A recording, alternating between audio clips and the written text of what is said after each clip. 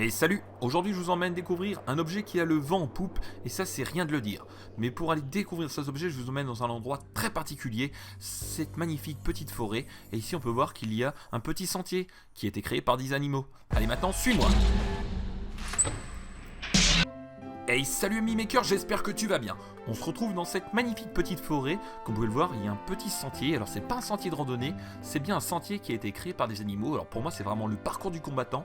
Il y a des branches un petit peu partout, des morceaux de bois comme vous pouvez le voir. Alors je suis désolé si ça bouge un petit peu, c'est vraiment que c'est pas du tout facile pour marcher dans ce genre d'endroit. Alors si vous avez deviné quel animal a bien pu faire ce petit chemin, et on va maintenant s'approcher de son territoire, et en l'occurrence de son terrier. Donc ici vous pouvez voir bien qu'il y a différents trous, un petit peu de différentes tailles, et juste ici sur ma droite, voilà, ici vous avez un énorme tas de terre. Donc là on peut voir vraiment que ce sont des terriers qui ont été creusés dans le sol, et oui c'est bien le blaireau. Alors je le rappelle, le blaireau est un animal trapu et court sur pattes, il peut atteindre 70 cm de long, et pour 20 à 30 cm au garrot, et jusqu'à une vingtaine de kilos, sachant qu'il fait 12 kg en moyenne.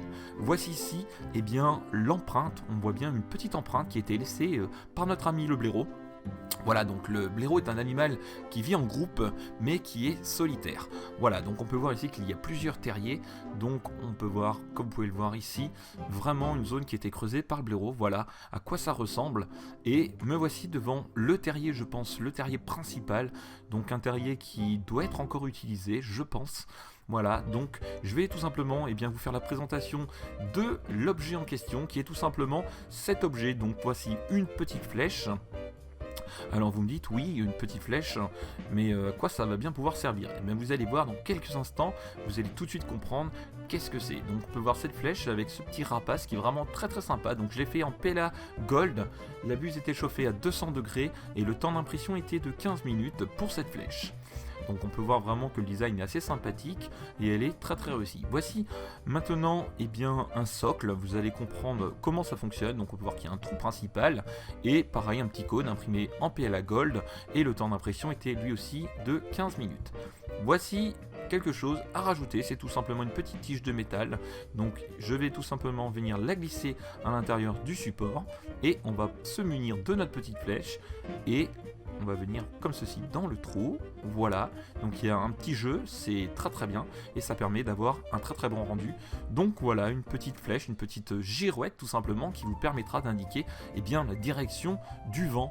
Voilà. On retrouve aussi cette girouette sous d'autres formes, ici tout simplement la forme d'un chien, voilà, réalisé aussi donc en PLA Gold. La buse était une 0,4, le temps d'impression était de 15 minutes, et la buse était chauffée quant à elle à 200 degrés. Je vous mets dans la description juste en dessous, le lien pour pouvoir tout simplement télécharger et imprimer d'autres modèles de flèches.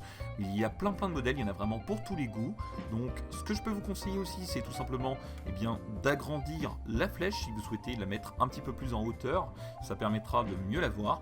Et si vous souhaitez faire quelque chose d'assez original, vous pouvez aussi l'imprimer en PLA phosphorescent, ce qui vous permettra comme ça de pouvoir la voir quand il fera nuit, donc ça peut être aussi assez sympa. Voilà donc une petite flèche vraiment très sympathique, une petite girouette plus précisément, qui tourne très très bien. Donc il vous suffira juste de rajouter un petit morceau de bois ou tout simplement une petite tige métallique comme j'ai pu le faire, et donc ensuite ça fonctionne. Voilà, il suffit plus d'attendre que ça souffle et vous verrez donc comme ceci la direction du vent. Voilà les amis, en tout cas j'espère que cette vidéo vous a plu. Si c'est le cas, n'oubliez pas de laisser un petit pouce. Et je tenais aussi tout particulièrement à remercier la famille Blaireau de bien nous avoir prêté tout simplement leur terrier pour ce petit tournage. Et n'oublie pas qu'on se retrouve chaque vendredi à 21h30 pour un print en live. Et on parle aussi de l'impression 3D et du monde des makers.